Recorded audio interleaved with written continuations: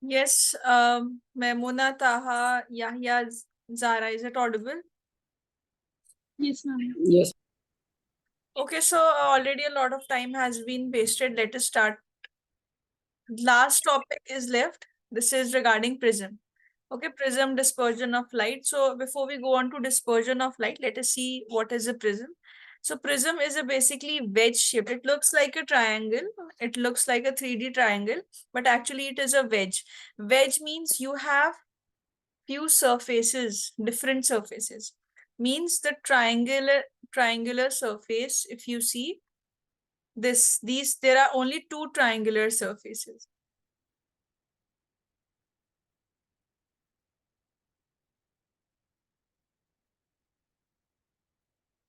And here 1, 2, and 3.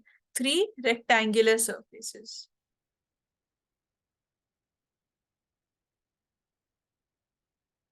Three rectangular surfaces. So when we are talking about the prism, this is a wedge-shaped portion of transparent refracting surfaces. Means these materials which are present, these basically allow refraction to occur. So it is made up of glass only. So wedge-shaped portion of transparent refractive medium bounded by two plane surfaces inclined to each other at a certain angle. Now this angle which is mentioned, this is called as the angle of prism.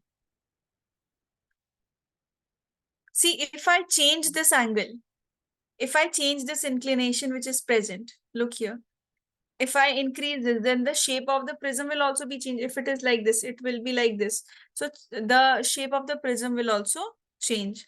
So this is called the angle of the prism. If this is 60 degree, these are also 60 degree, then it is called an equilateral prism. So this is what is a prism. It's just a wedge shaped part.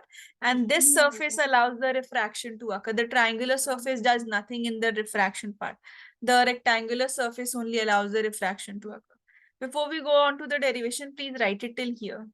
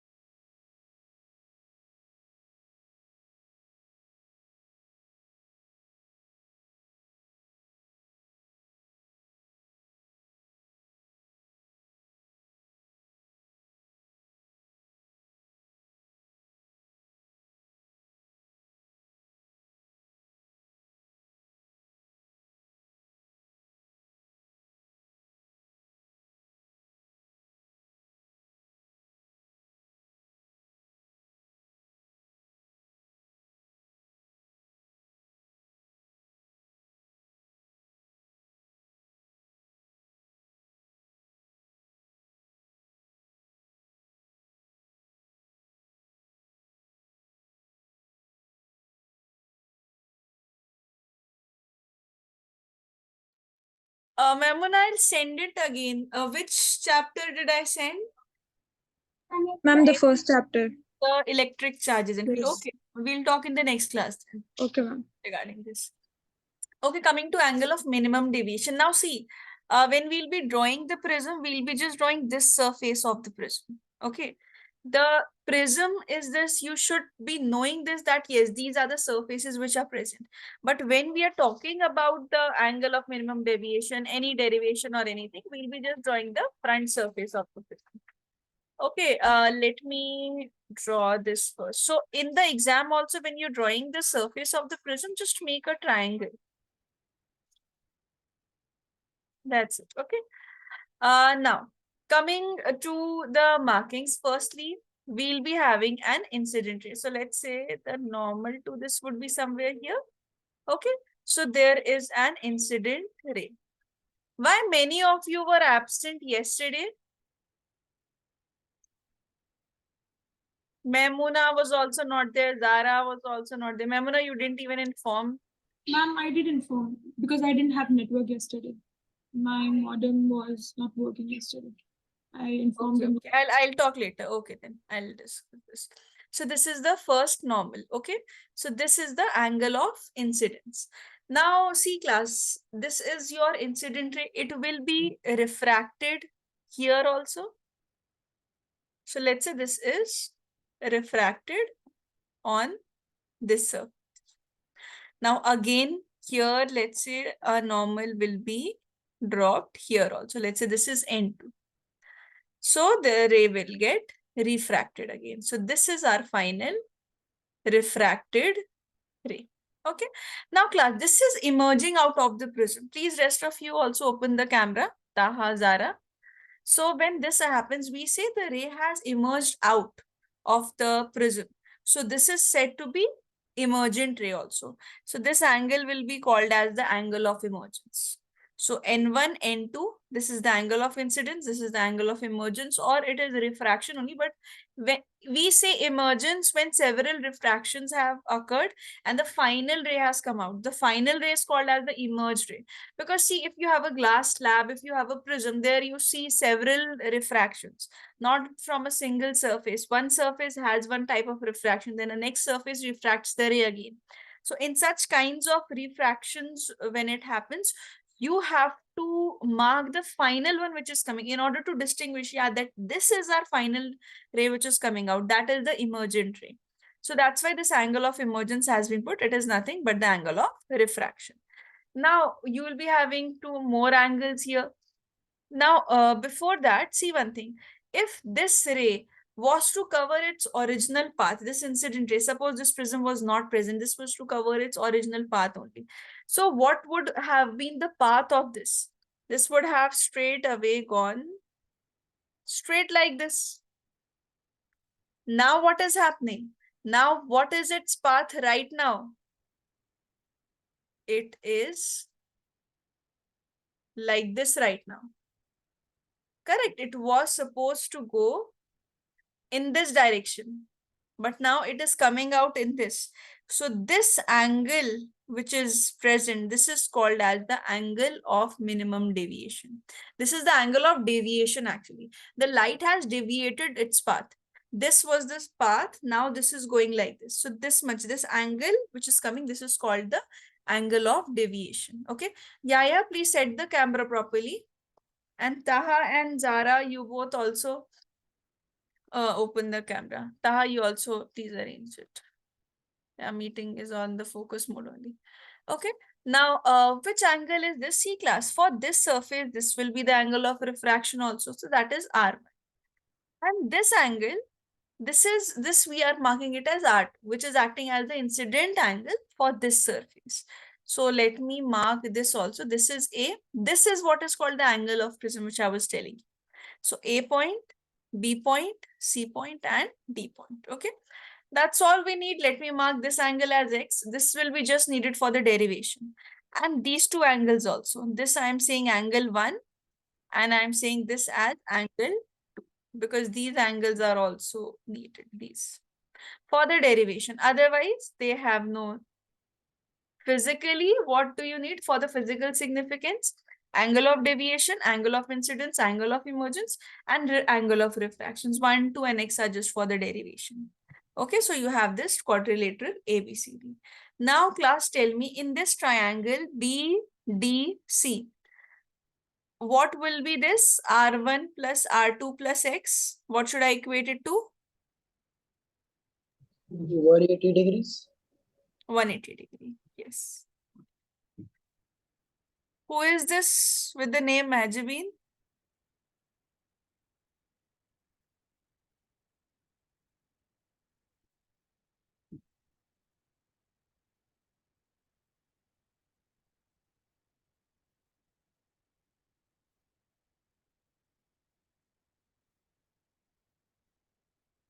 Yeah, please rename yourself. Okay, yeah, 180 degrees, correct. So if I write what is R1 plus R2, this is equal to 180 degree minus X. Okay, now one more thing, class. When we are having this angle, angle A, plus angle X. So these are the opposite angles of a quadrilateral. That is also equal to 180 degree. This property you must have done in your class 10. So we say angle A plus this angle X. This is also equal to 180 degree. So what can we say? Angle A is equal to 180 degree minus X.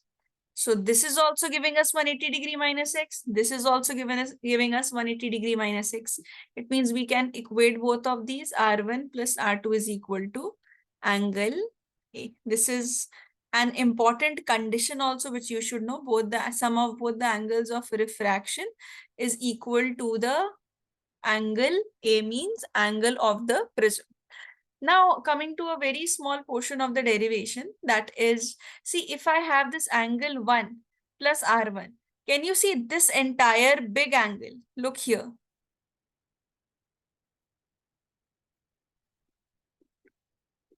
Look here. This entire big angle and this angle, this entire angle. These are actually crosses where these two angles are present. So which type of angles are these? These white markings which are Vertically opposite. vertically opposite angles, correct. So these are vertically opposite angles. So if you have vertically opposite angles, the values are exactly the same. It means I can say this angle, the white markings which I have made, both these angles are the same. So angle 1 plus R1 is equal to angle of incidence. So from here I can write the value of angle 1 as I minus R1. Similarly, for angle 2 and emergent angle, also the same thing will occur. Means I can say angle 2 plus R2 is equal to E. So angle 2 here is equal to E minus R2. This is one thing. Now, class, if you notice here, this triangle which has been formed over here. Look, this triangle B, this triangle BD, let's say this is some point P, BPD. Can you tell me which type of angle has been formed? What is delta? Which type of angle has been formed here? We have done this. Isosceles. No, not isosceles. Who is this? Yeah, Majabin. Who is this? It's Khadija, ma'am. I'll change my name. Yeah, Khadija, just rename it. So, no, not isosceles. Khadija, Adjacent angle, yes, angle Sarah. 1 to angle, adjacent angle, Yeah, like 1 and 2 angle are 1 plus, delta is no, angle 1 plus the opposite angle. exterior angle Yeah, property. yeah, Yeah. exterior angle, yeah. Yes. So, right. See, 1 and 2, if they were equal, then definitely, Khadija, this would have been the isosceles triangle. This is acting as the exterior triangle. So, exterior angle, yes. So, 1 plus 2 will give you delta. Now, what are the values of 1 plus 1 and 2? We have got I minus R1 plus E minus R2 is equal to this delta. Let's write these R1 and R2 common. Delta is equal to, I'm taking I plus E out minus within the bracket. So I've taken minus common. So R1 plus R2 will be left. See, if you multiply it within the bracket, you will get it same. R1 plus R2, we saw that this is equal to nothing but angle of the prism A, which we wrote initially. Now, a very small and important formula that is the key concept of today's class when we are talking about this. R1 plus R2 is equal to A. We have studied this.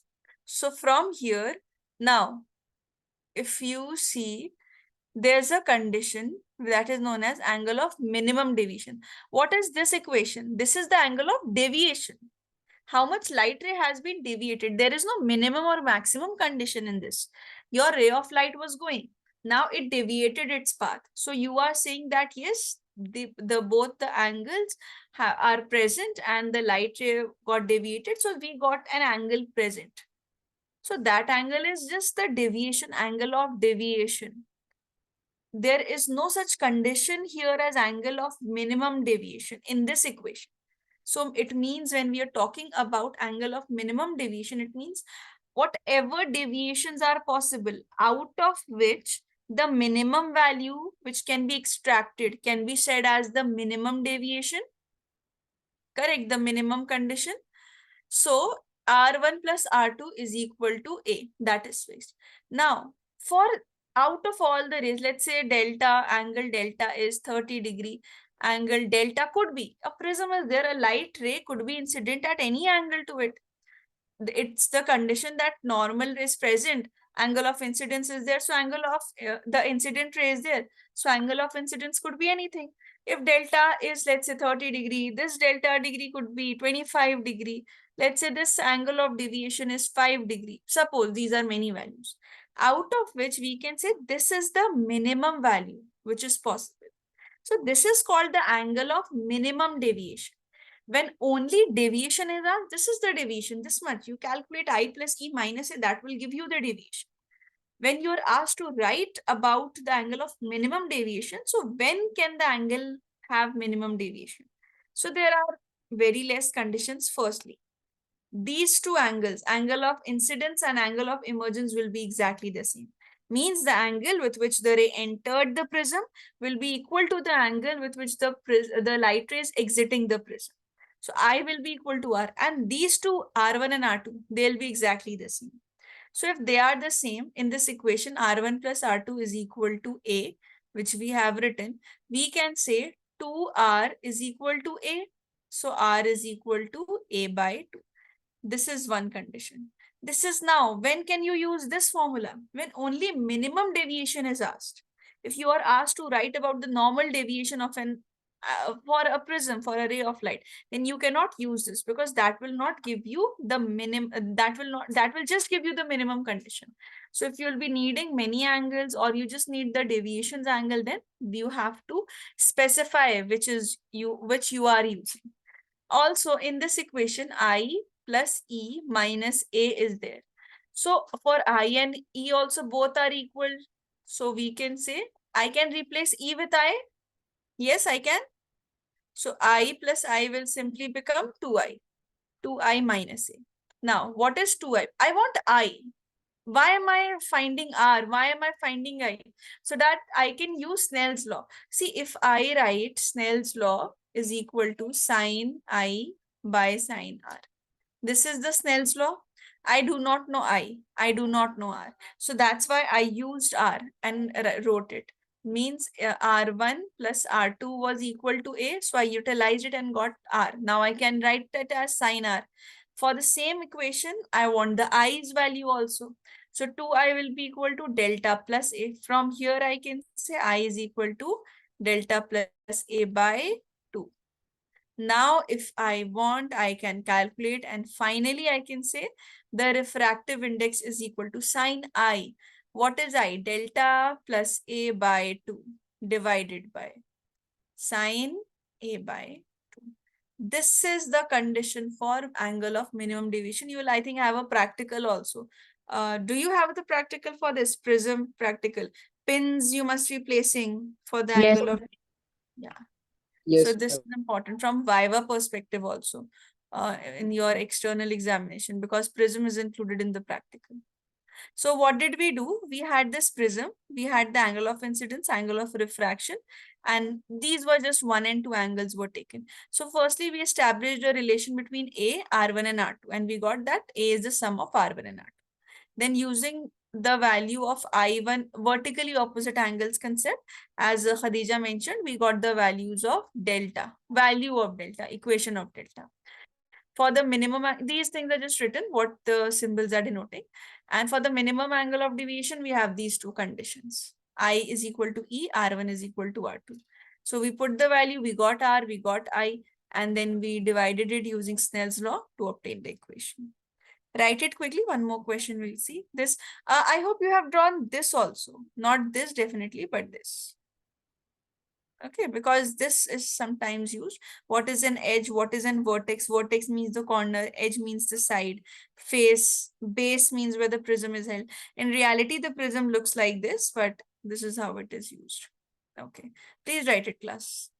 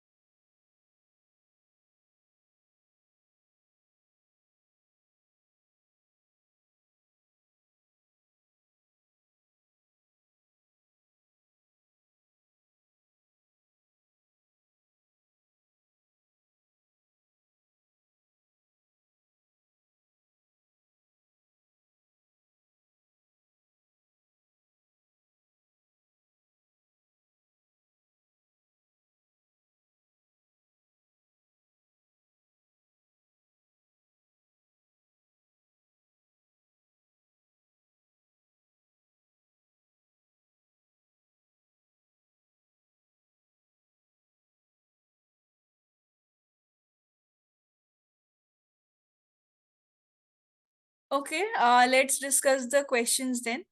This says that calculate refractive index of material of an equilateral prism for which angle of minimum deviation is 60 degree. Now minimum has been mentioned. So delta is given as 60 degree. Now A, the angle of the prism which is present. This will be 60 degree because it is an equilateral prism. So simply you know the formula now. This is sine delta plus A by 2 divided by sine A by 2. Okay. Now, if you put the values, n will be equal to sine. What is delta? 60 plus A is 60 divided by 2 divided by sine. What is A? A is also 60 by 2.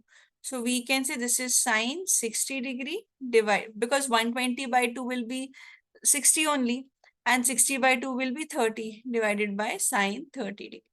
So root 3 by 2 into 1 by 2, refractive index is root 3. All right, write it.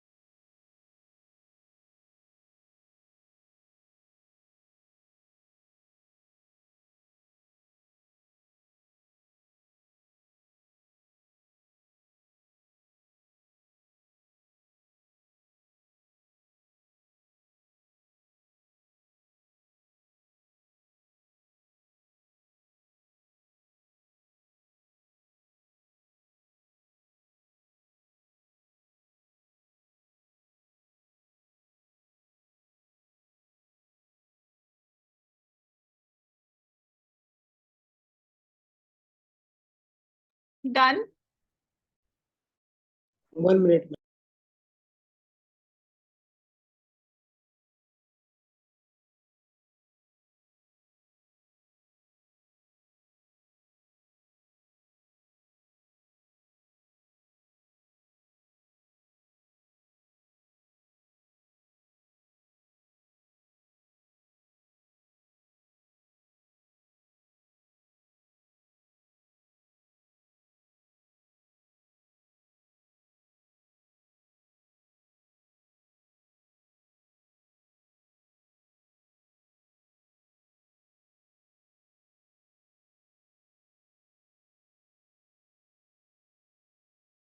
Okay, everybody has done.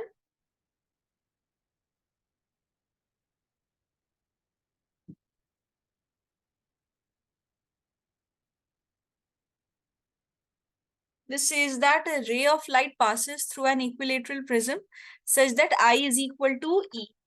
If E is equal to 3 by 4A, see, emergence is given as 3A by 4. Calculate angle of deviation. See, I is equal to E. And which type of prism is this? This is an equilateral prism. So we know the value of A. Value of A is 60 degree. So E will be 3 by 4 into 60 degree, which is equal to 45. Now, if angle of emergence is 45, then Zara, what will be the angle of incidence?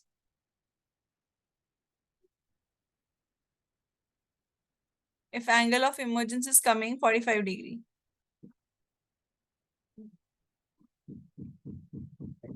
Actually, I went away for a bit. I just came right now. That's why I called your name. Angle of incidence and angle of emergence both are same. So angle of incidence value will also be 45 degrees. Now coming to the delta, that is the deviation. Angle of deviation is asked, not minimum deviation. So angle of deviation will be I plus E minus A. So delta will be 45 plus 45 minus 60. So delta will be 90 minus 60 is equal to 30 degrees. Now, refractive angle of prism. So for this, we can use the minimum angles equation because that gives us the refractive index. So this will be sine delta plus A by 2 divided by sine A by 2. So n is equal to sine. Delta is how much? 60 degree. Oh no, 30 degree. A is 60 degree divided by 2. Divided by sine. A is 60 degree, so it's 60 by 2. Now, when you're calculating the refractive index for this,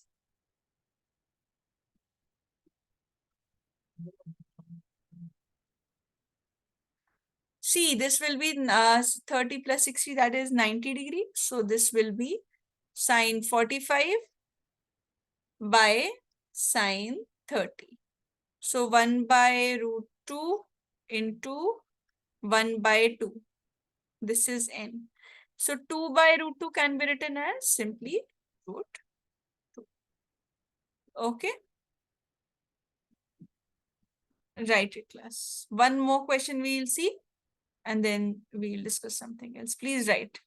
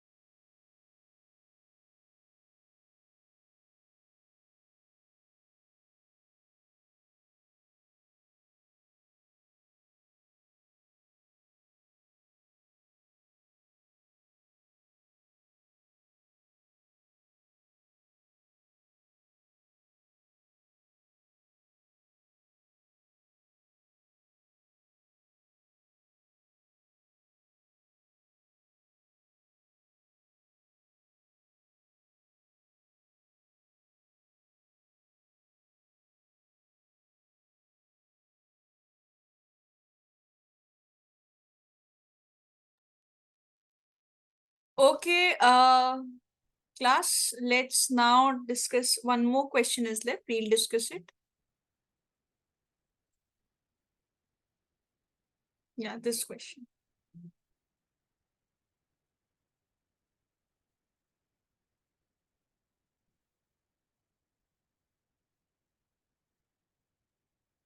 Okay. This says that calculate value of angle of incidence when a ray of light incident on one face of the equilateral prism. Again, equilateral prism is mentioned, means your angle of prism is 60 degrees. This produces emergent ray, which, now this line is very important, which just grazes along the adjacent surface.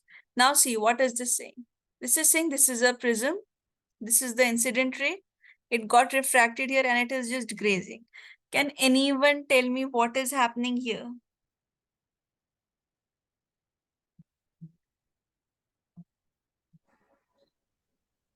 Critical angle?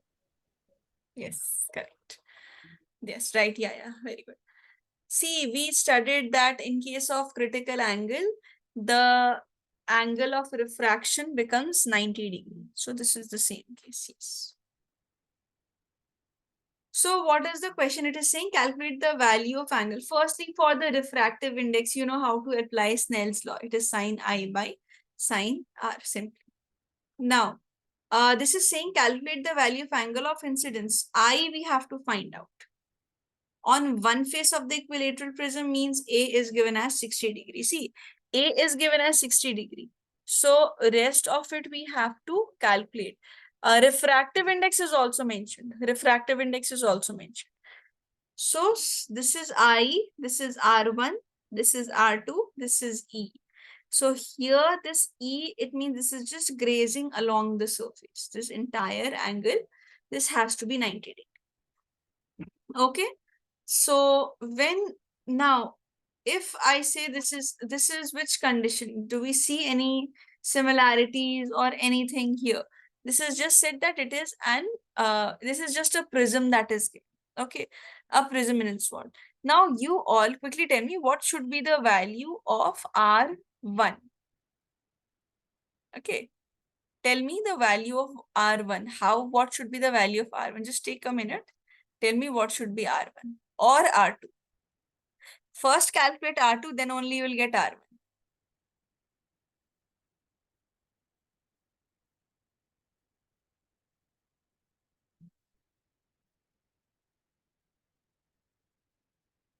Angle of the prism is there, R1, R2. This is E. Utilize this E class. Utilize this E.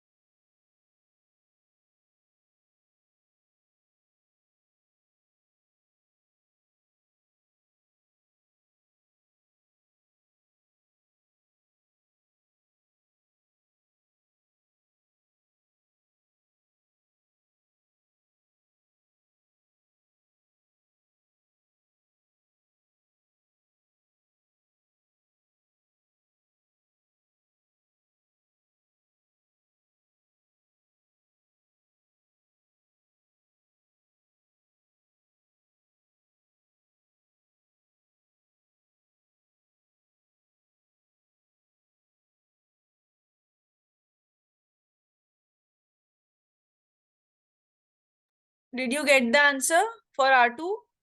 At least R2? See, for this, just use the Snell's law.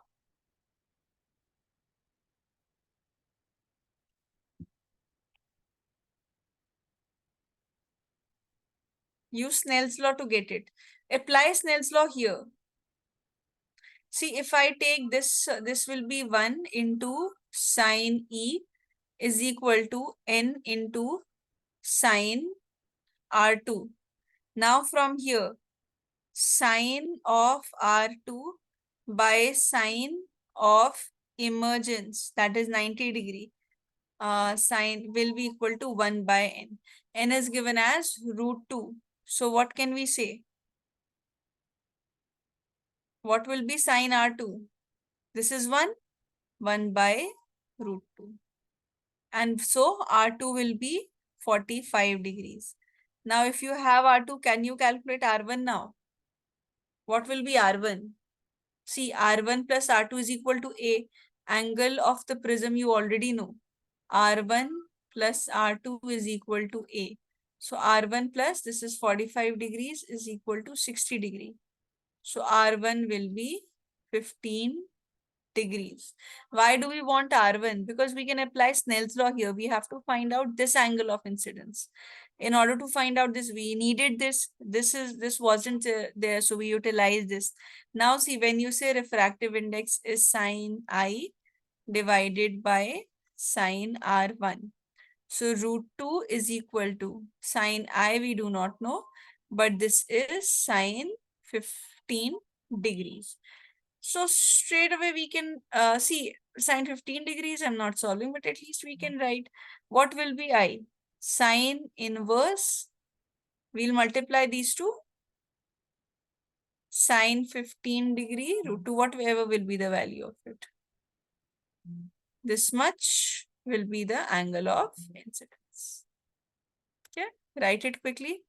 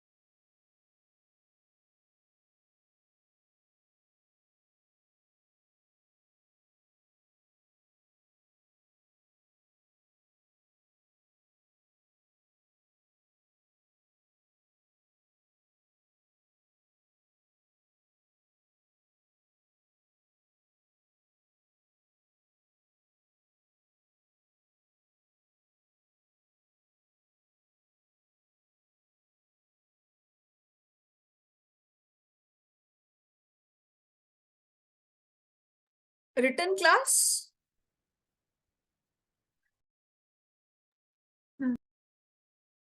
Yes. All of you?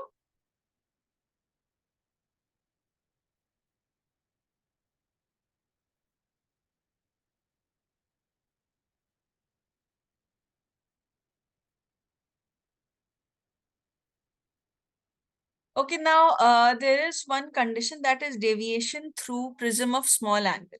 So there's a small difference that will come in the derivation. See, you know that delta is equal to I plus E plus minus A. I plus E minus A. This is delta's equation. And if I apply, this is the same prism that has been drawn. It's small angle, so that's why a little thin or a narrow prism has been drawn.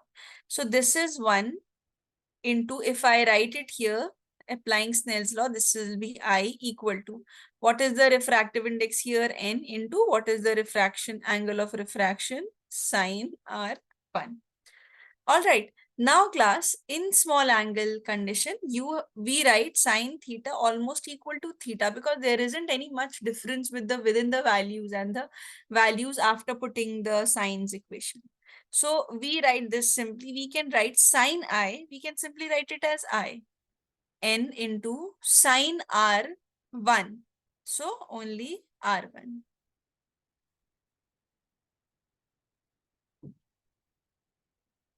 Similarly, here also we can write E is equal to N into R2. Now when you put delta is equal to NR1 for I plus NR2 for E minus A. Now here also let's take N common, R1 plus R2 is left minus A. So from here, see what is R1 plus R2? Memuna. 180 degree. No. Why? R1 plus R2.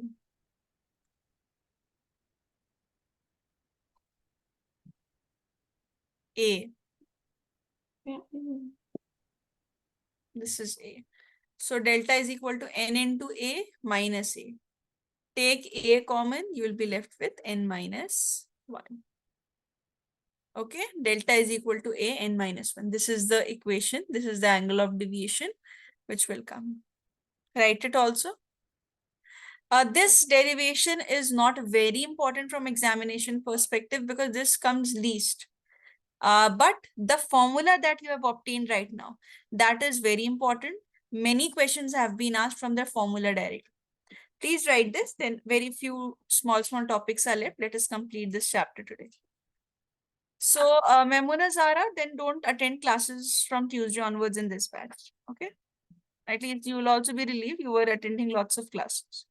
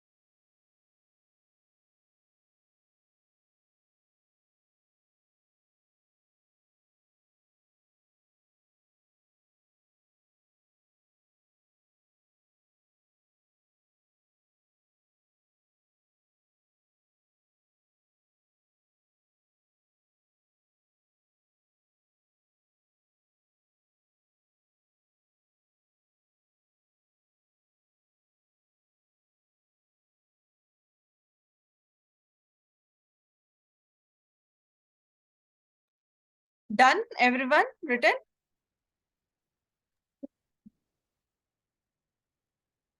Khadija, Taha, you are getting what we have done? Understood? Yes, ma'am. Taha?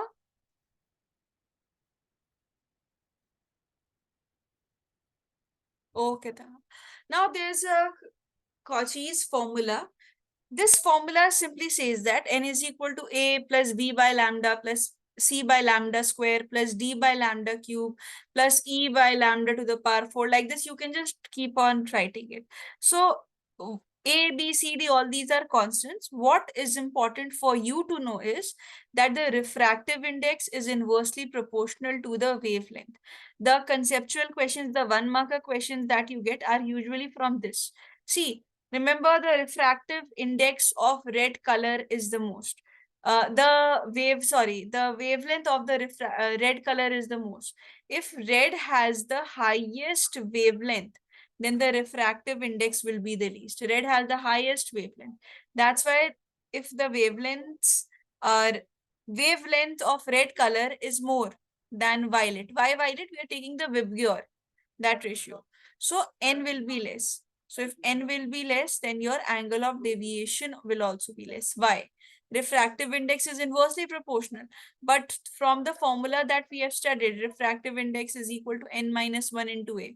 Refractive index and the angle of deviation, they are directly proportional. So use these concepts. Firstly, know what is the sequence of Vibgyor. This has the highest wavelength and least frequency. This has the highest frequency and least wavelength. This will be used in your EM waves also. You had this in EM waves also. So refractive index is inversely proportional to wavelength. If red has the highest wavelength, it will be having the least value of refractive index. Okay. Similarly, yeah, one more thing. The wavelength is directly proportional to speed. So if wavelength is more, speed will also be. Now there's a concept of angular dispersion. So in angular dispersion, we take the two extreme colors. We take violet color and we take red color. So if you have these extreme colors, then you take the differences between them. See, what is delta R? Delta R means angle of deviation for red color. So refractive index of red will be used. Angle of deviation for violet. So violet will be used. Same thing. So if you take the differences between these two, that gives you angular dispersion. Means NRA minus 1 minus NV into A minus. Okay. And when you're calculating the mean deviation is basically when you will calculate, you will get the wavelength and angle for yellow color. I don't know why, but yellow color's frequency. Basically, the reason is through experiments only. The reasons that were concluded for this, these were done through experiments. And through experiments, it was found that the value of the mean deviation is actually equal to yellow. So angle R means deviation of R plus violet, these two. Their mean is known as the mean deviation. Okay. And there's a concept of dispersive power. So what is meant by dispersive power? Angular dispersion by the mean dispersion. This is represented by W. Angular dispersion was the angle of violet minus the angle of red, right? This is what I told you by mean deviation right now only. So mean deviation was for the yellow color. So if you put the values NV minus 1 into A minus NR minus 1 into A divided by N yellow minus 1 into A, basically I have written all the values using the small angle formula. What will be obtained? You will get omega is equal to NV, see minus minus, this will be plus, so minus NR divided by N yellow minus 1. Yellows, violets, reds, everything the refractive index will be given to you. This is refractive index of yellow color. Everything will be mentioned to you, class. Okay, everything will be written. Quickly write it. Then we see this concept of dispersion. Please write it fast. That dispersion will be the last topic. This is clear, no? This part, wavelength and frequency. Yes, ma'am.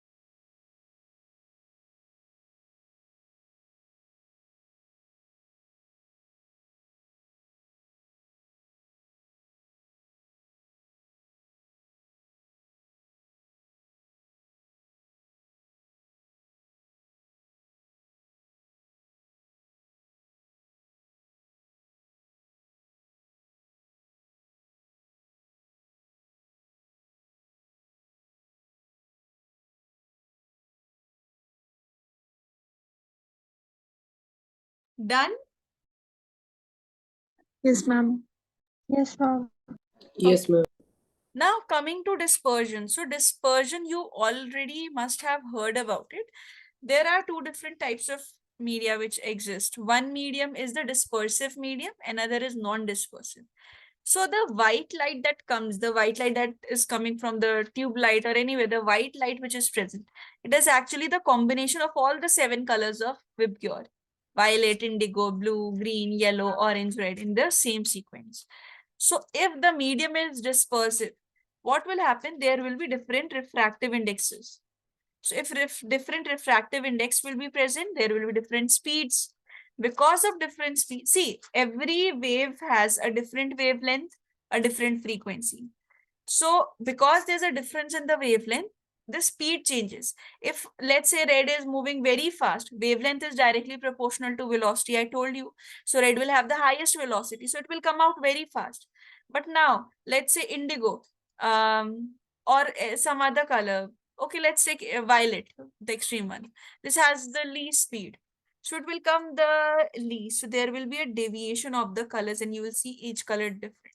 So if the material allows dispersion to occur, we say it is dispersive medium. If it doesn't allow the process of dispersion to occur, then we say non-dispersive medium. Like glass, the glass prisms, which are prisms are best examples. So these are the dispersive mediums. And if they, as like air, in air, the white light is coming, right now the light is coming from this tube light. So are you able to see all the different colors splitting? No, just the white light, you're able to notice that, yeah, white light is present. So air is a non-dispersive medium. So this process, I'll show you a figure also. See, this, the white light is coming here. It is getting refracted in this rectangular part of the prism. And see, because of the different speed, it is getting deviated through different angles. And that which why it is getting deviated, we have just discussed. Wavelength is proportional to velocity. Refractive index is inversely proportional to wavelength and everything. So that's why you see this in the opposite order. See, red came fast. This came slow. It got deviated. So Vibgyor is in opposite direction. So what is this dispersion? It is the phenomena of splitting of white light into its 7 colors or components when passing through a refractive medium is called dispersion, and the pattern of colored band is spectrum, means the Vibgyor spectrum. And if you put one more prism here, in class 10th this was, so if you remember, in class 10th, if you put another prism, what will happen? White light White light will emerges. come. So that was given by Newton's, and this is called Newton's recombination of white light. So if you have white light, red and violet getting split, put the prism exactly in opposite direction. Red and violet will recombine and you'll obtain the exact white light. This is also asked sometimes in the exam. So this figure will be sufficient. You just need to mention whatever I said and whatever you can observe from this. Okay, clear to everyone? So this chapter is clear to all of you. Yes, Study this chapter in your respective batches on Tuesday, this batch, Yaya's batch, and on same day, Tuesday, Memuna and Zara, your batch. We'll be seeing different I'll just take your doubts, whatever doubts or any topics if you have, and few homeworks are also left to be discussed. Lens part was left, so those portions also we'll discuss. We only discussed optical instruments. So those who have still not submitted, submit your homeworks. You people were not there yesterday. We completed telescope. We did so many questions from optical instruments. So anyways, watch that video, those who were in there. Write it first and just keep on texting me. And now Memuna and Zara, no need to attend this class, okay? Okay, ma'am.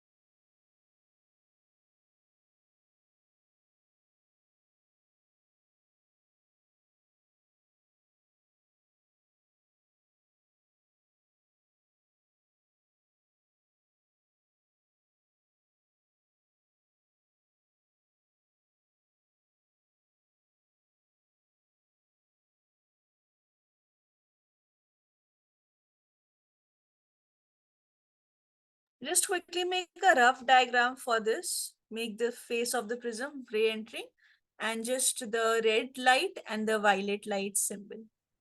Like this, two lines, the way it was written here.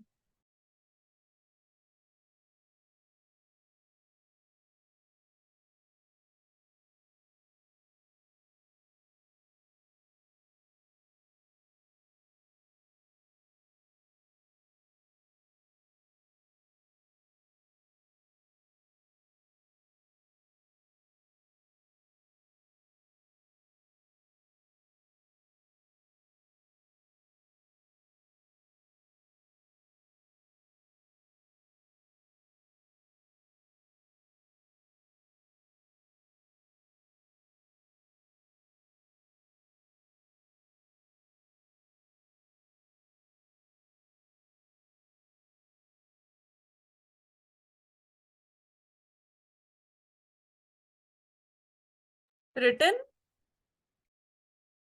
Yes, ma'am. Yes.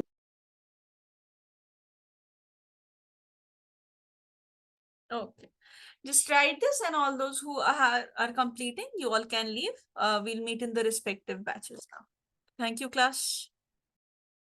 And please do the homework also.